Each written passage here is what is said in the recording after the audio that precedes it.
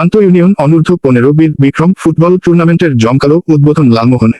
লালমোহনের Dhaligournagar চৌতলা high school মাঠে অত্যন্ত উৎসবমুখর পরিবেশে শুরু হয়েছে আন্তঃ ইউনিয়ন অনূর্ধ্ব 15 বীর বিক্রম ফুটবল টুর্নামেন্ট 2025।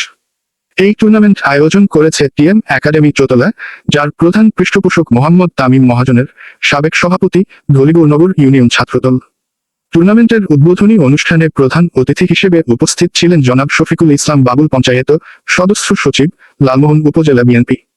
অনুষ্ঠানে আরও উপস্থিত ছিলেন আলহাজ মোহাম্মদ সাদেক মিয়া ছান্টু, আহ্বায়ক, বিএনপি লালমোহন পৌর শাখা; অধ্যক্ষ ফরিদ উদ্দিন মিয়া, যুগ্ম আহ্বায়ক, লালমোহন উপজেলা বিএনপি; জনাব সোহেল আজিজ শাহিন, যুগ্ম আহ্বায়ক, লালমোহন উপজেলা বিএনপি; মোহাম্মদ মাসুদ করিম নীরব, সাবেক সভাপতি, ধলিগৌরনগর ইউনিয়ন বিএনপি; মোহাম্মদ দেলোয়ার হোসেন নসু, সভাপতি, ধলিগৌরনগর পশ্চিম শাখা; মোহাম্মদ রুহুল আমিন বাবলু মহাজনের, সাধারণ সম্পাদক, ধলিগৌরনগর পশ্চিম শাখা; মোহাম্মদ ইউসুফ মেম্বার, সভাপতি, ধলিগৌরনগর পূর্ব শাখা।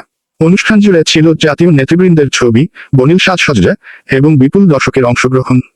বক্তারা বলেন, তরুণ প্রজন্মকে মাদক ও অপসংস্কৃতি থেকে দূরে রাখতে খেলাধুলার বিকল্প নেই। এ ধরনের আয়োজন যুব সমাজকে আরও উৎসাহিত করবে।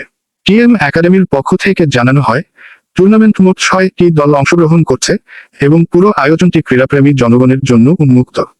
মোহাম্মদ মাসুম বিল্লাহ জুয়েল, লালমোহন প্রতিনিধি।